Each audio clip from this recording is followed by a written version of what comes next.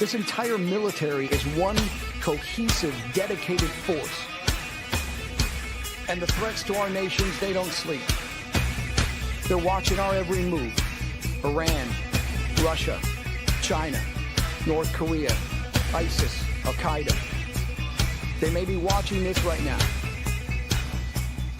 Our military should not be mistaken for a cable news gabfest show. We don't care what you look like. We don't care who you voted for, who you worship, what you worship, who you love. It doesn't matter if your dad left you millions when he died or if you knew who your father was. We have been honed into a machine of lethal moving parts that you would be wise to avoid if you know what's good for you. We will not be intimidated. We will not back down. We don't want war. But if you want war with the United States of America, there's one thing I can promise you, so help me God.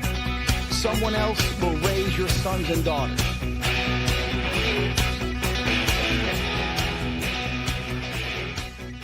Military Broadcast Radio, the station that's giving veterans a voice. Find us on the web at mbradio.us. Welcome to the From Pain to Purpose radio show. I'm your host, Eva Fulton. In this show, we explore the incredible journeys of resilience, healing, and transformation.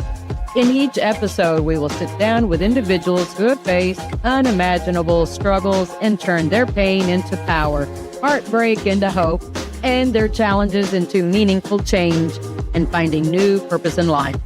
Through candid conversations and inspiring stories, we will uncover how pain, whether emotional, physical, mental, or spiritual, can be the catalyst for profound growth and a deeper sense of purpose. So if you are looking for motivation, insight, and real stories of triumph over adversity, you're in the right place. Let's get started on this journey from pain to purpose. Let's give veterans a voice through Military Broadcast Talk. Hey, welcome everybody. Welcome to the From Pain to Purpose radio show. I am your host, Eva Fulton. Today is Saturday, May 2nd. I can get it out. The year of our Lord, 2026. And I am going to do a quick shout out to my oldest son, Jordan.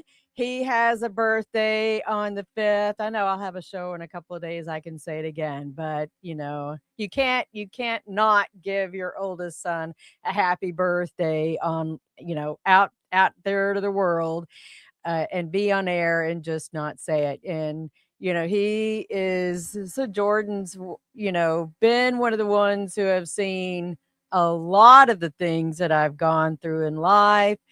And just the journey has been supportive, has gotten to travel. Him and Joshua both got to, you know, travel to Germany with me and just experience, you know, things that my younger two kids didn't get to enjoy out there, right? And as my being active duty back then, because my younger two kids didn't get to see that part of mom being active duty. They got to see me only in the veteran side of things. So what have I been up to lately? So if y'all been following me on my educational journey, I have started the whole process of submitting my dissertation proposal into the IRB, which is the Internal Review Board at National University. That's where I'm attending for my doctoral program. And I'm pretty excited. My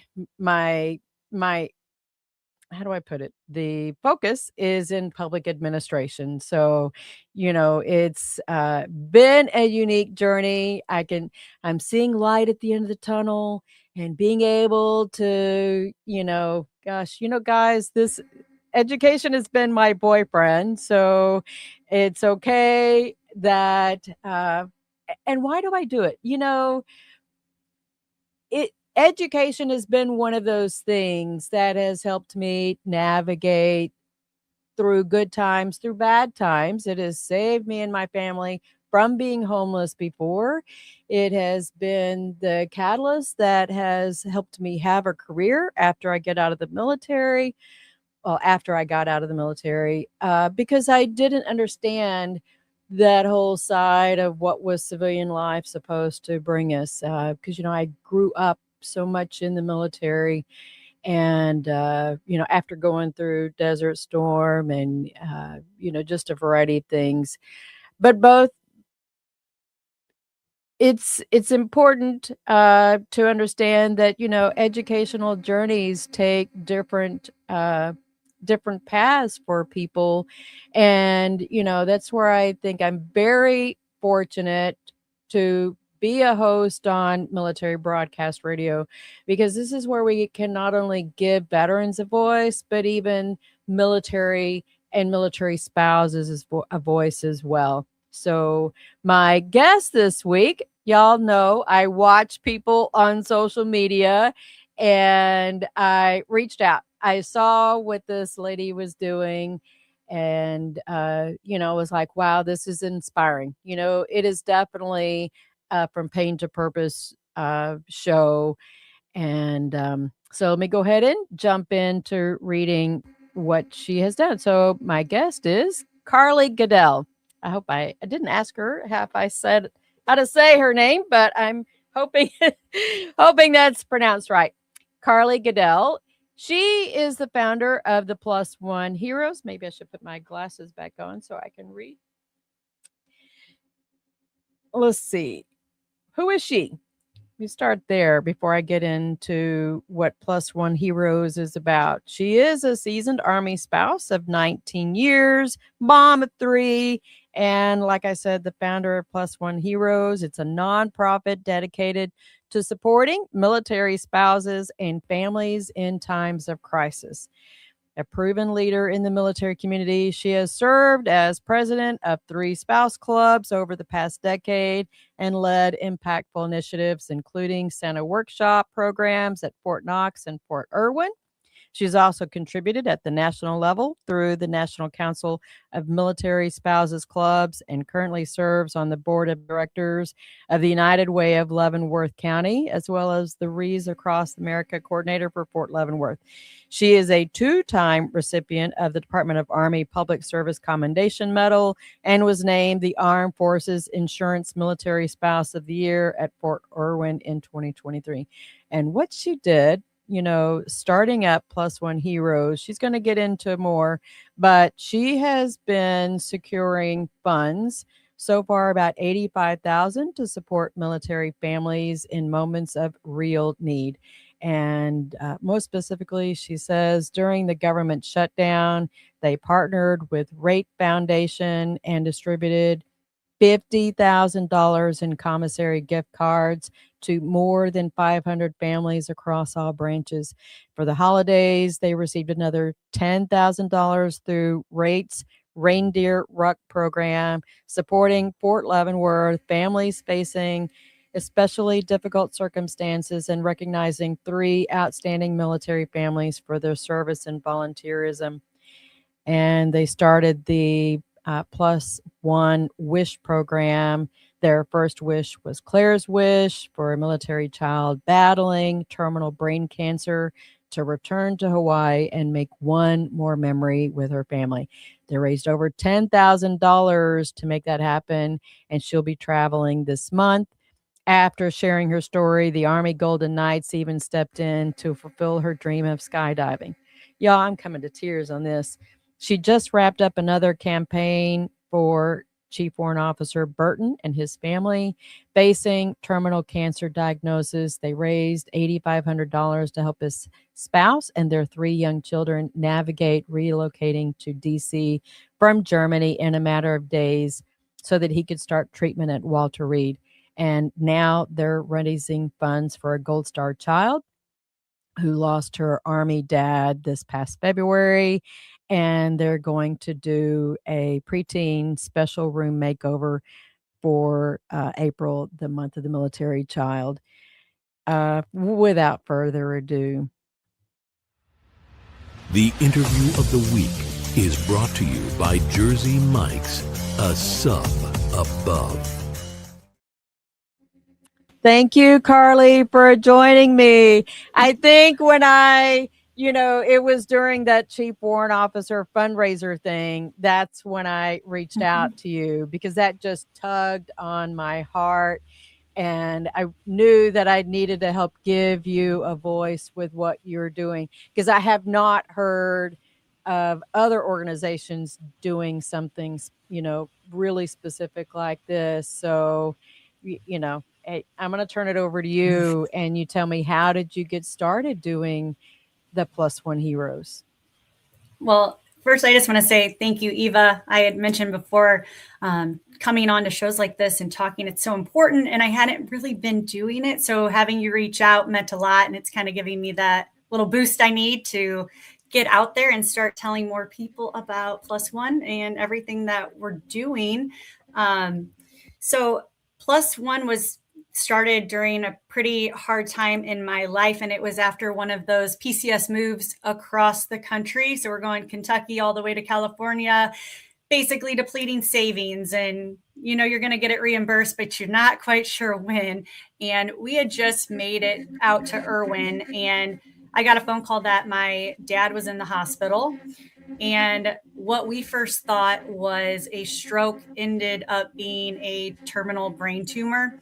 And my dad was not going to be making it out of that hospital. So it was in that moment where I booked that last minute flight. I had to take my youngest daughter with us because I couldn't leave her. My husband was starting a new job and everything. And so we flew home to Illinois. And it was that time that I was sitting in that hospital room with my dad, and I'm holding his hand, and we're sharing some moments, and we are truly being able to say our goodbyes to each other.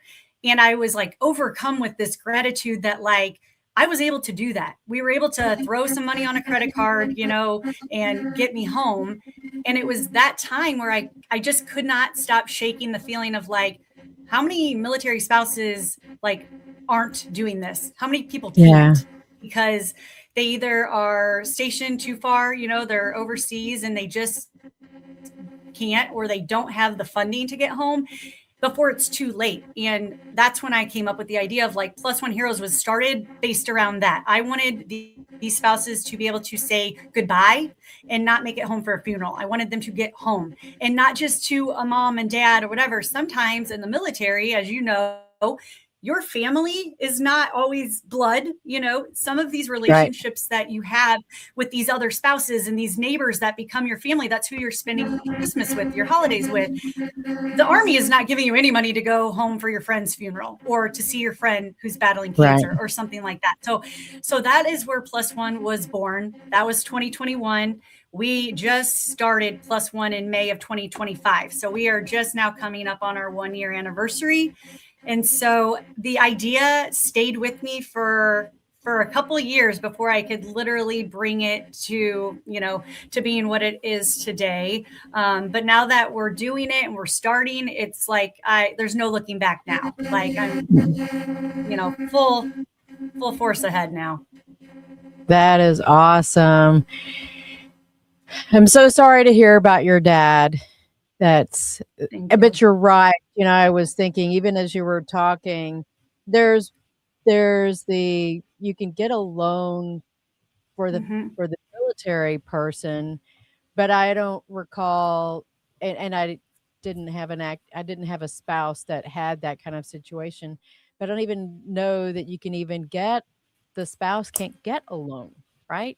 From what I've done in my research, because we talked a little bit about this too. When you say you're going to do something, you want everybody to be supportive, but it comes out sometimes in oh, why would you do that? This already exists. They already have that. The people already do this, and that was one of the first things that people would say is the Army Emergency Relief Loan. That's great. Right. That's what I was thinking of. Yeah. Mm-hmm.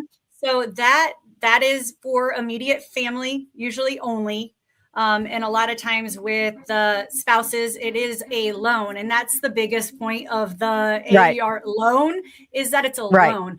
I'm not wanting people to have to worry about paying anything back. I'm wanting to get the funding, get them on the plane, and get them home. and then there's nothing else left to worry about. So that's the difference in, to me, in my opinion, is the biggest difference for that. Yeah. No, it makes sense because we already know that a lot of the junior military, as it is, are barely making it. I watch the numbers. There are a lot of junior families who are on food stamps. Even I Mhm. have participated in the uh, Soldiers for Angels, I think is what it's called. The Mhm. basket program here in DC. They launched it last year. I was at the inauguration of that at the Basilica. And the people who were going through the line were active duty. It wasn't just for the veterans. These were active duty junior enlisted who were Yeah. going through. So you can only imagine the sacrifice if they're following their spouse getting to a high cost area in the beltway on the East Coast. You can only imagine that it's very difficult to how do you go and support a family member at an end time like that and be able to have the funds for it. Um, so tell us about what has your spouse journey been like? I mean, you have lots of accolades, but I Yeah. can imagine that it has not been easy. So what No, tell and us about that. the it's funny because a lot of the accolades and things like that, like they've all come like within the last couple of years. So like my spouse journey, I was not, super volunteer day one, of course, but I think this journey has taught me that giving back, I always liked volunteering. My dad was a Kiwanis, like he was president of the Kiwanis. Like I just enjoyed doing that. So when I joined as a military spouse, married into this, it was easy for me to get sucked in, I'll say, to leading the FRG or running this thing for free. And a lot of what spouses are doing that they don't realize is that all of that experience, they're becoming leaders, they're future Right. leaders, and I don't think that they give themselves that credit. And it took me to being, at a spouse of almost 20 years now, and I'm looking back, and the more I start researching about the lived leadership, it's different. We're learning to lead people who don't have to show up, so we're Right. leading without any authority. So we're learning all of the skills that it takes to be a good leader because they don't have to be there. So if you can get somebody to want to come and join your team or be on a spouses club board or go pick up trash on community trash day, lay wreaths, whatever it is, it's how you treat people and how you talk to people and the connections that you're building with these other spouses, because in the long run, like, they don't have to be there. They can quit showing up at Right. any time. So I've now taken my lived leadership experience and I want to share that with younger spouses. I want them to know that everything that they're doing is more than just building their resume, because that's a lot of why people volunteer, get involved or whatever. And yeah, you are building your resume. That's great. But if you don't have the skill set to lead with that resume, it can only take you so far. So I'm really wanting to start sharing my experience and maybe inspiring some other people, because it goes back for me. Like, I was not, we talked about this. I have ADHD. I was not that perfect student. I wasn't like president of the student council. I wasn't, I mean, I was playing sports and getting leadership like that, but like, I was not like that straight A student. And I think for so many of us, we think the only people who can be leaders are that type of person. And so just, reframing the narrative of like, use that to your, use it to your advantage, use your personality and your outgoingness and all that stuff, like, to lead. And that's kind of just how it happened for me. I I said one liked how unqualified yes. I think, before when you and I were talking before the show, you mentioned that you automatically recognize that you're not great at everything, but you know how to find the people who are great at the things that you're not good at. So you can Mhm. still capitalize on your strength. I don't know if you've ever done strength finders before, but strength Mhm. finders is a great way to figure out what your strengths are. So how do you tap into those people, and grow those relationships? Well, Do you just do I, you I watch I them? took this. This is a skill I learned when I was probably, I don't know, when did my husband, like a captain's spouse, right? My husband's getting ready to take his first command, and I will take this lesson with me wherever we go, because I remember sitting in this little conference room or whatever, and I started talking to some of the other spouses, and we're kind of joking around and laughing, and it wasn't until later during that night that they put it together that, like, oh wait, that's your husband, like my husband's boss is your husband. And they even said, I'm so glad I didn't know that when you sat down. I'm so glad you never said that, because sometimes it's like sometimes people's spouses like to lead with that, like, oh, I am so and so's wife. Like, Yeah. I am myself. I am me. I'm Carly. And like, I love that people would get to know me as a person. And then you can't not, you know what I mean? At that point, if Right. we're already hitting it off, you can't not like me just because of who my husband is. So I have, even at a You didn't earlier want to age, wear his rank, really, Carly? never. And he barely wears it himself. That's the funny part. But it's just that that was never important to me. It wasn't ever ingrained in me that, like, there's this separation of whatever. Like, if you're a good person, like, I want to know you. I want to hang out with you.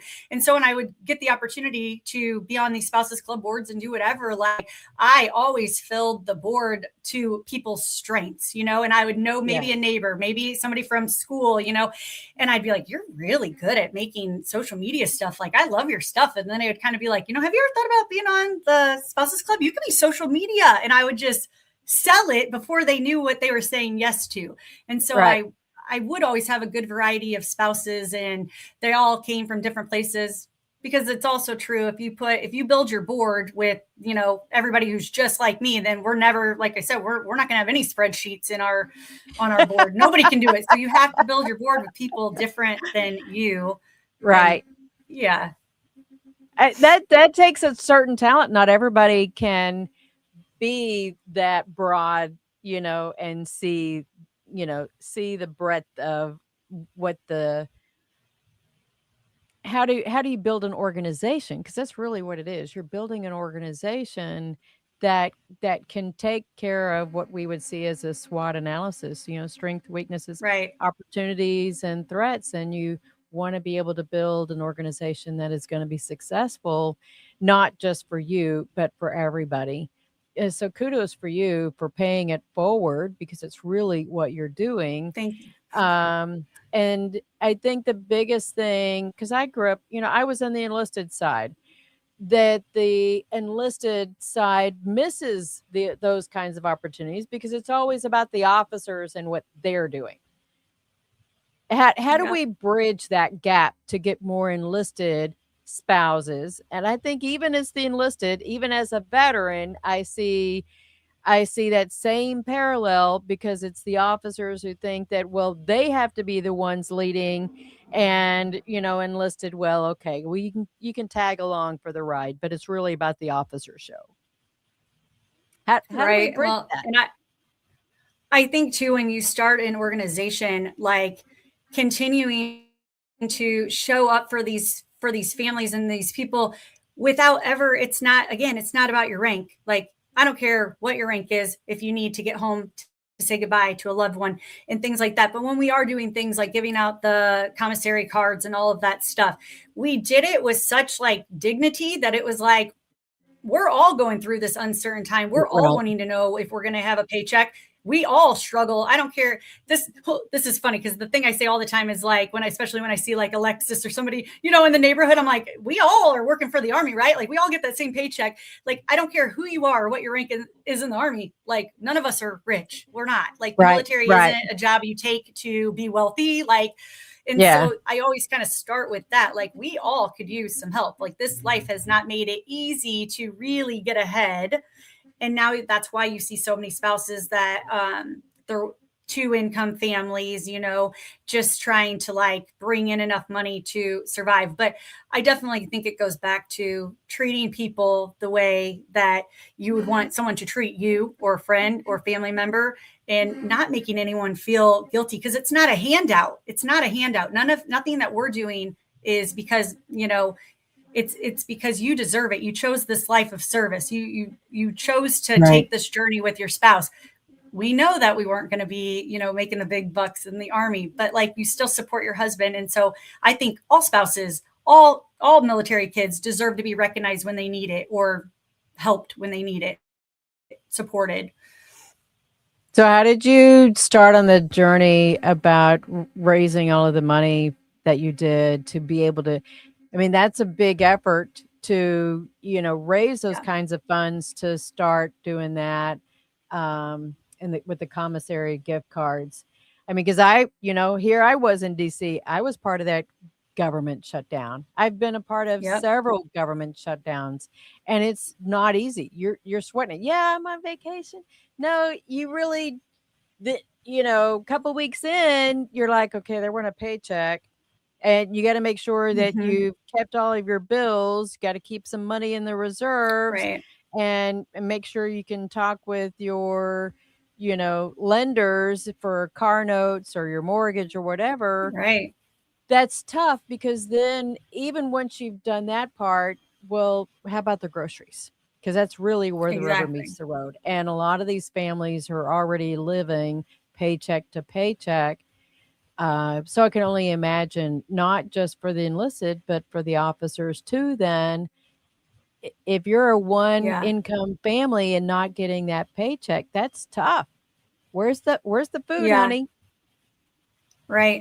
And there was a lot of thought that went into what the areas were where we were going to give out those cards to. So when I joke, because we were pretty small, pretty new nonprofit. So it wasn't like this large corporation rate. They just knew about Carly and wanted to help. It was a fellow military spouse, a fellow military spouse of the year. So now that organization, and she knew about what I was doing because we've talked about it. We would go to these conferences, and she kind of knew, like, I wanted to start this. Okay, I started it. This is what we're doing. And I had started giving out locally some gift cards. So I was raising some money, and, and it was like, I think I had raised like $600 locally and was able to give out some cards right here at Fort Leavenworth. And she reached out, and she, now she works for RATE, kind of like a military liaison between like the military and RATE. And she was like, hey, I want to propose to my company that, like, they give a donation to you to help this initiative that you're doing with the gift cards or whatever. And I was like, oh, okay. And so when she came back to that, they were going to give us $50,000. I mean, like, Wow. that floored me. And it was like, one, we were not prepared. I mean, really, I was like a 2-woman team. It was like me and my neighbor, my spreadsheet type A neighbor who, and so I was like, hey, we're getting this donation. I mean, like, we went 0 to 60 like immediately. And Wow. then RATE had kind of divided up where they wanted the gift cards to go. So they knew, like, hey, where it was going to make the most impact. So like DC was one of the areas, because, there's DC, but you touch so many other, Fort military. Belvoir, Fort Yeah. Meade. You got, a couple Yep. of Air Force bases too. And so we got some cards out to every single location up there. And we helped a few GS workers too, who were really being affected as well. So that was nice. And that's the nice thing about doing your own nonprofit. It's like you get to help who you want to help. And I like that. And so that really took off, and that donation really changed the whole trajectory of Plus One. That gave us that momentum that we needed. It let us be more known, and people started to hear about us. And then we've just kind of taken off from there. And the other campaigns are more like a crowdsourcing campaign. Yeah. And that has worked so well. It's because of our military community. Like, that's why it works. Like, before we were helping the Burton family, I did that campaign for Claire's Wish, which was for Claire, who has a terminal brain tumor. And at the time, like, I had told my team that I would love to get to the point where we were so big that we could do these Plus One wishes. And it could be for a military spouse, battling cancer. It could be for a child. So when Claire's mom posted, I saw it on Facebook. They were a family I knew from Fort Irwin, and her daughter was in school with my daughter. So I saw that, and I was like, oh my gosh, like, we're not ready. I don't have the funding. I have no idea how we're going to do it, but I knew Claire had to be our first Plus One wish. So I just reached out to her mom, and I was honest with her. I was like, hey, like, I want to do this. I don't know what the outcome's really going to be. Like, can you give me some ideas of things she would want? And so she did, and whatever. And like, the power of social media, like sharing that post and seeing it got reshared 50,000 times at one point. And Wow.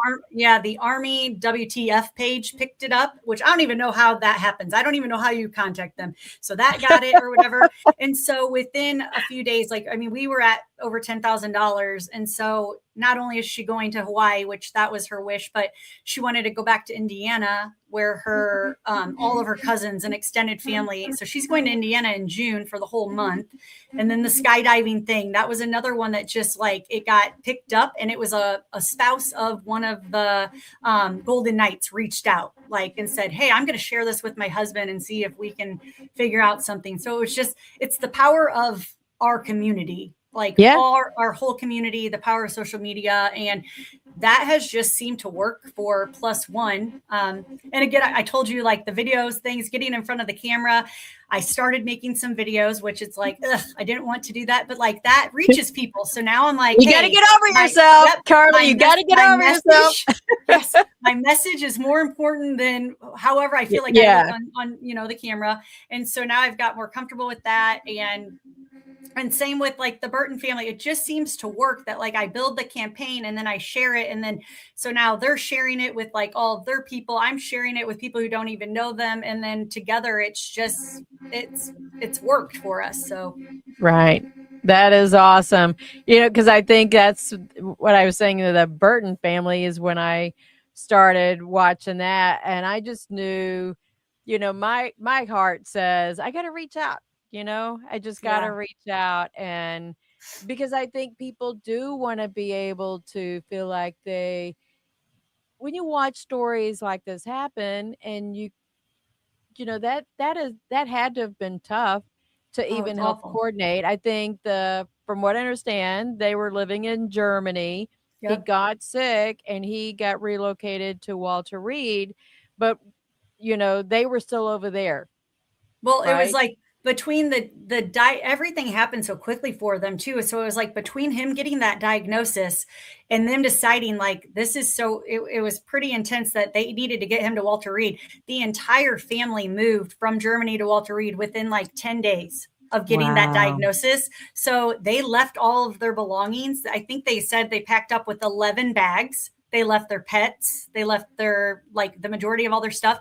But the biggest part was they left behind their support system. They left all the friends that they had known. They left all the people. So when they got to DC, it was actually another neighbor of mine who reached out and said, hey, is there anything you think you could do? This is the situation. And it was just at that point, they were living out of a hotel. Like, so they were at a hotel near Walter Reed or whatever with 3 young children.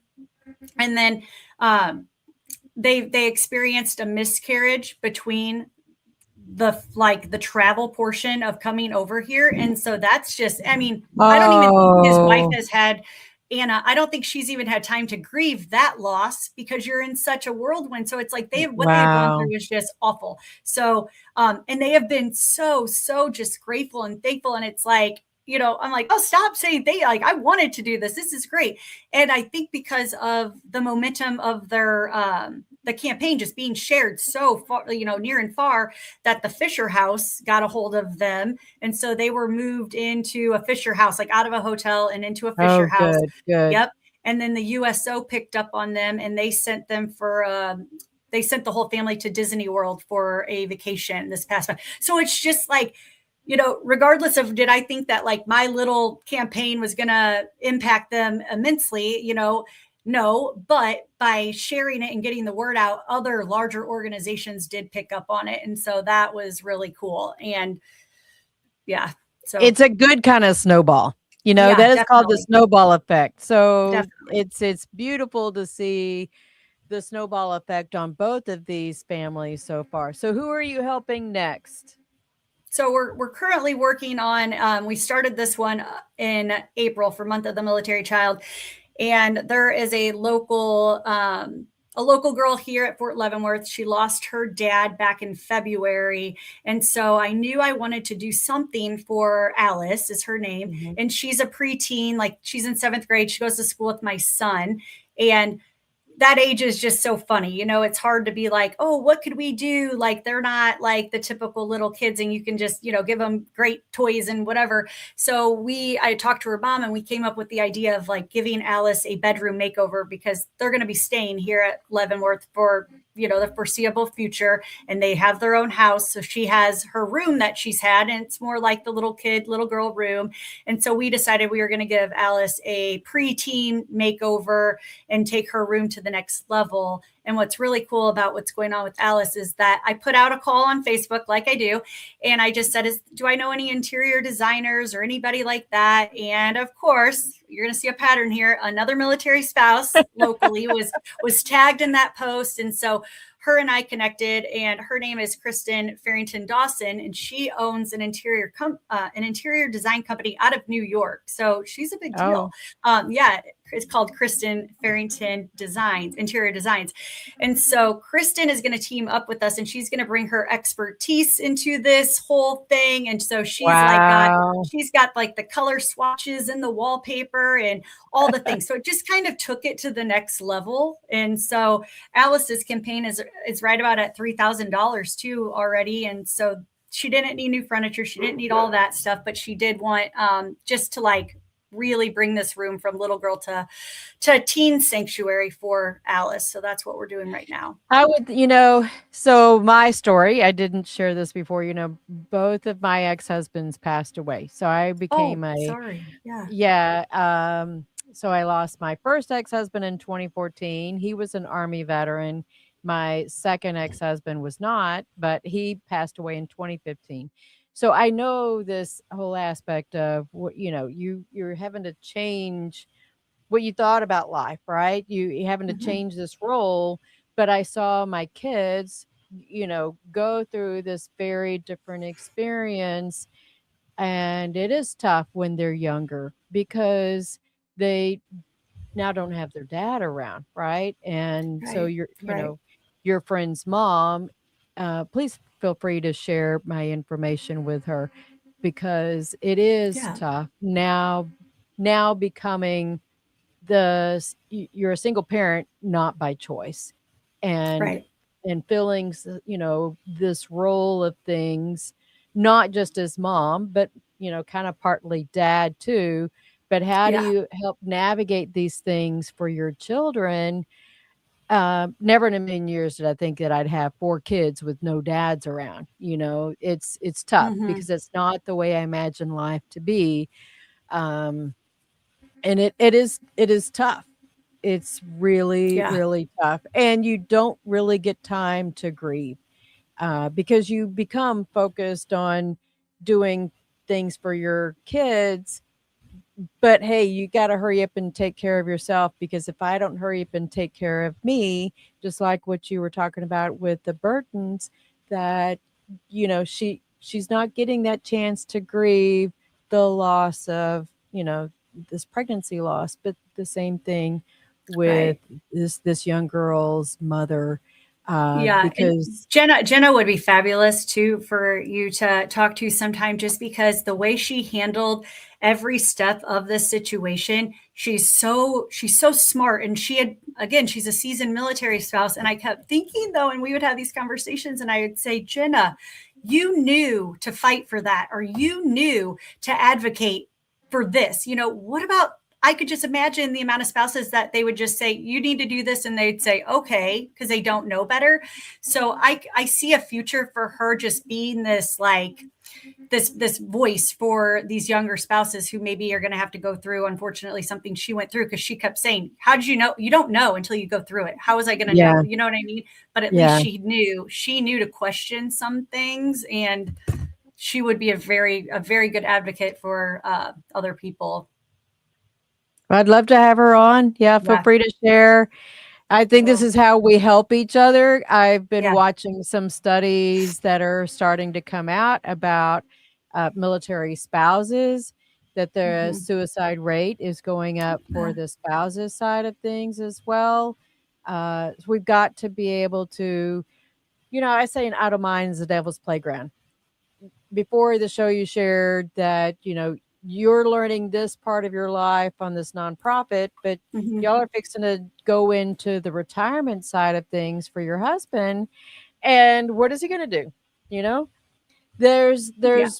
an opportunity for you to have that surge, and my recommendation, he can focus on learning how to put the veteran hat on and go through that transition from that veteran perspective, because when he starts going through all those VA appointments, Mhm. that's a job in and of itself, seriously, and nobody Yeah. told me these things when I got out in 2000. uh, it's a journey. It really is. So this is going to Yeah. be maybe that opportunity time for you to get to shine as a spouse and take on that role of things, the charge role, that where you've had to shrink. I'm going to say in some ways kind of Mhm. had to shrink as the spouse, but now you get to shine, and he can kind of take his foot off of the gas a little bit, or change gears, and he's putting it into the veteran side of things, and just breathing, just really Mhm. breathing, because he doesn't have to be on stage as a military officer anymore. So Yeah. It's an identity shift for it sure. is.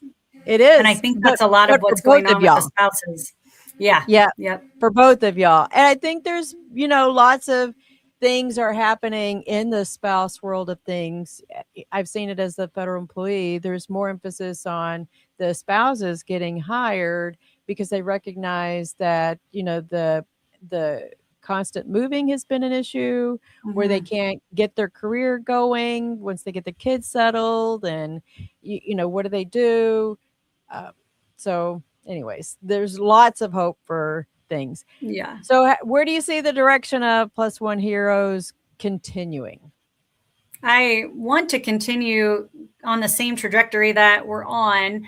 And that is why I need to get out here and tell people about it, because my goal is to have a military spouse, or not an advisor. What am I thinking? Liaison? Like, yeah, like we're trying to have, like, I call it a plus one warrior around every installation, or every Oh, state would be the an goal. ambassador. Ambassador, thank you. I was flaking. Yeah. So we call them warriors, and so slowly I'm adding warriors to represent different states, and that way, like, if you hear of something going on and you're in Georgia and you know of this situation or this family and whatever, and then they can let me know, and then we can start a campaign, and we can make sure that campaign's getting shared, like, right there locally in all of those Facebook groups or whatever, and then I share it Right. here, far and wide. And that seems to really be working. So I hope to just continue to grow in that way. And just Awesome. as people hear about things. Yeah. And my long-term goal is to just eventually get that funding secured that I need to be able to have that money on hand, the funding on hand, to send spouses home for final goodbyes. That's really why I started this, and where I want to go back to. But that's expensive funding. So yeah, it's my goal. But it sounds like you've got a pretty good dual track side of Yeah. things. You've got the Yep. constant Yep. mission, but then you have these these one-off, Other I want to say campaigns. one-offs, Yeah. right? You got these other campaigns that are very specific for those particular families or situations. So I went ahead, everybody, and I have shared Carly's website, that is www.plusoneheroes.org. That's heroes, HEROES. Some people don't know how to spell heroes. I'm just saying, I'm Mhm. helping them out. Plusoneheroes.org. And I don't know. I didn't look at the website. Is that where an application they can fill out if they need help? Is that out there as well? Yes, we're working on getting something to where if you knew of family or whatever, but if that's not up yet, you can always just email me, and that's Carly Goodell at plusoneheroes.org, or find us on Facebook. We post most of everything on our Plus One Heroes Facebook page. And if you're not following us, like, please just follow us. So the more people who know about us, the more people we're able to help. Hopefully I got the email right. Carly Goodell at +oneheroes.org. Yep, that's Okay. it. Very Yeah. good. And you said they can find you on Facebook. Plus One Heroes, that's where I was even messaging with you. I didn't know your name until I got the email. Yeah. I was like, oh, there's her name. That's funny. That's I funny. wasn't even sure who I was talking with, but I it's love that. okay. You know, I as you could tell, I was clearly focused on what your mission was. Yeah. That was the neatest thing. All right. So what's the one question I should have asked you but didn't so far?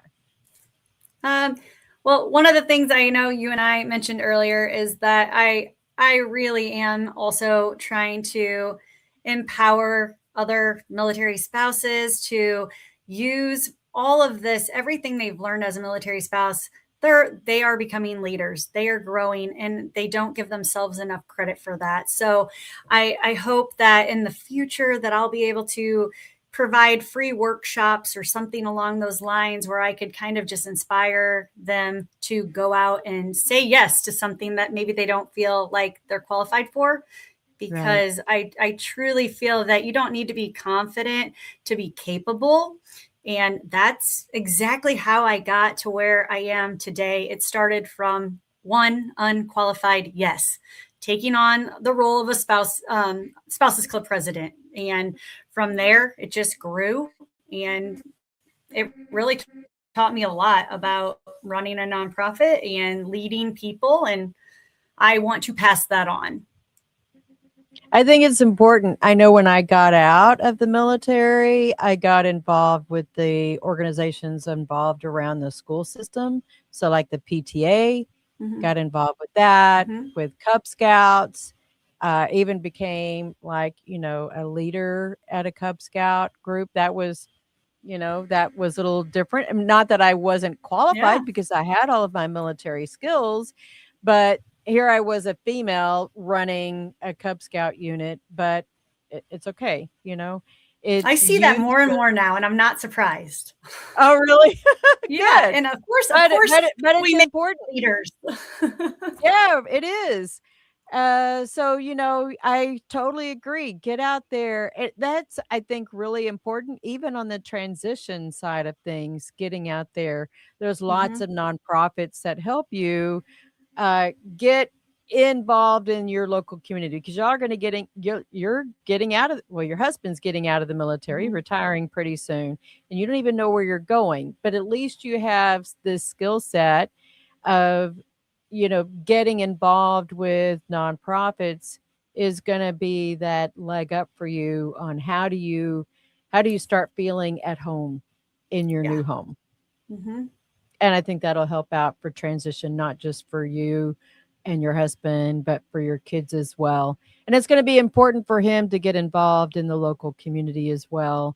And because he's used to the leadership role side of things. Yeah. So get out there and, even on the nonprofit side, veteran service organizations are a great way to do that and be involved. Auxiliary for you, you got the auxiliary programs for most of these veteran service organizations. Yeah. So fabulous. I can even see 4:48. We still have a few more minutes. Anything else you want to cover? I will just put it out there too that everything that I feel like that's gotten us to where we are today, it's because of collaboration and partnership and military spouse helping out other military spouses and anything like that. So if there is anybody out there who thinks that we could have a great collab, do something together, like with Plus One Heroes, I am always open to working with other nonprofits and working with other organizations to do good. So feel free to reach out and shoot me an idea. Okay. That sounds awesome.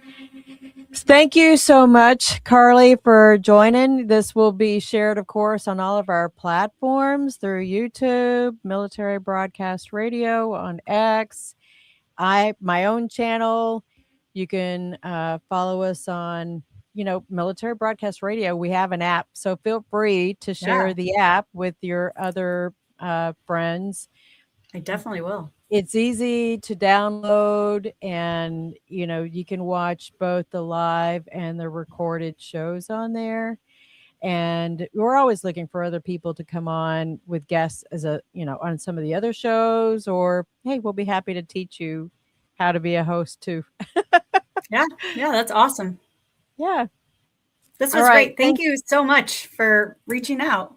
Yeah, you're welcome. Hopefully you have lots of success. I hate saying that there is a need for this, but it's life. It is, that's really the sad part about it is life. But if there's not a nonprofit that's filling that void, then you're not, like you and I talked about before the show, you're not reinventing the wheel. There is a gap, and you've got to fill that gap. So I wish the best for you. And continued success helping the families that are defending our nation. Because if it's not us, then who? Right. Yeah. Right. Thank you so much, Carly. So everybody, I have my list of upcoming guests has picked up the tempo. Next Saturday, Daryl Hartley, he's my co-host on the Revivalist Radio Show on Mondays. He's got some stuff happening in life that we thought, you know what, we just needed to go ahead and get Daryl to come back on again. He's got got a new adventure he's going on, and we have plenty to talk about there. I am going to take the Saturday off before Mother's Day weekend. I'm going to hit the trail. Y'all know me. I need some trail time. So I am going to find a trail somewhere, and I will be hiking, taking some pictures. I'll make sure I share, because I do believe that, work-life balance is necessary. If y'all have been following me on social media, especially on Facebook or Instagram, about my commute travels, I got to the house last night. I stay here at my dad's, and I was exhausted, just absolutely exhausted. So I took care of my self-care this morning, and, next weekend, need some time away. No computers. Sorry, folks, no computers. The following Saturday, Leroy Pinckney Jr. out of Texas is going to join me May 23rd. Saw him post something on LinkedIn, and I was like, you know what? I need to give this guy a shout out and have him on the show. He is starting on a new journey. Part of it chosen, part of it not chosen. So Leroy is going to join me. He's going to share his pain to purpose story and be able to, hopefully we can help him on this journey too, folks. So y'all want to make sure that you listen in on that show. Observing Memorial Day, May 30th. So May 21st, I'm going to back up a little bit. May 21st, I'll be hosting our Memorial Day ceremony at the Department of Housing and Urban Development, where I work. I'm very honored to be able to put that together. But Memorial Day weekend, I'm going to find some place to volunteer and help out in the community. I really enjoyed it last year, putting flags out, and that was out there at National Cemetery. I don't know where I'll be that weekend, but I will be out there volunteering. If you want to be on my show, reach out, join me. I have June 6th open. I've been talking to a few folks, trying to figure out what is going to work on their schedule. And so June 6th is open for anybody to go ahead and share your pain to purpose story. And if y'all don't know, I do work on it's like, think of the whole wooden chair, the old wooden chair. It's got 4 very sturdy legs on that chair. And if we are sitting on that chair, The 4 legs represent physical, mental, emotional, and spiritual pain. When one of those legs starts getting a little weak and you feel things kind of teeter-tottering a little bit, that's when you know that you've got to get a good foundation and get things figured out. So feel free to reach out to me, Eva at mbradio.us, and join me on June 6th. Somebody else that I found on LinkedIn, she has a book that is out. Why am I brain cramping all of a sudden? Something injustice. Unjustly served. That's what it is, because I actually have her page popped open on my LinkedIn. Paula Kemp is joining us. Paula's got a powerful story. And like I said, she's the author of Unjustly Served. And this is going to get into the very serious topic of military sexual trauma. Lots of work still needs to be done in that area. And I'm so super stoked that, we have more of us as females who are finding our voices and we are sharing our mission. And so Paula Kemp will be joining us on June 13th. All the other dates after that are open, folks. I just don't have that much room on my little screen here to be able to add more dates on there. If there's a date that works for you, feel free to reach out to me and we will get you scheduled. It's just really a conversation, folks. It can meet, this show airs out to a pretty wide audience, but it's just you and me having a conversation. And I, really hope that what you feel is you're heard. And, that's, I think, the biggest thing for a lot of people is if I can help somebody else because somebody else has shared their story and this has turned from a pain to purpose thing. If it helps me and it helps you and it helps somebody else, then that's how our People Garden grows. That's how we know that the mission of MBR is working, because we are giving veterans and spouses and active duty a voice. And that's what matters the most, because it's when we're quiet, it is when we're shrinking, then, in my personal opinion, that's when the devil knows that he is still killing to destroy our happiness and joy, and we're not being able to find the healing that we really all deserve. One last note, just remember, I'm also a host on the Revivalist Radio Show Mondays with Dara Hartley at 4 p.m. Eastern. That is us, so we both happen to be Catholic, but we both happen to have a very serious mission of helping. Really, it's kind of a veteran mission, right? We do have, it's a veteran ministry, I think is the right terminology I should use. Veteran ministry to help turn moral injury into moral healing and recovery. So join us. We've been reading Genesis, and Monday we're covering Genesis chapter 41. And, we're seeing what's next with Joseph's story. It's going to keep getting interesting. So feel free to join us. Look forward to seeing you guys. Have a great weekend. And feel free to come back and join any of the shows on Military Broadcast Radio, giving veterans a voice. Y'all have a great weekend. Bye. Ladies and gentlemen, thank you for tuning in to Military Broadcast Radio. As we wrap up today's show, we want to remind you that the podcast of today's episode will be available right after we go off the air. So if you missed any part of the show or want to listen again, be sure to check it out. And remember, we're here to support and honor our veterans. Your stories and experiences matter, and we are committed to giving you a platform to share them. That's right. We're here to give our veterans a voice. So don't forget to catch the podcast and stay connected with us. Giving our veterans a voice.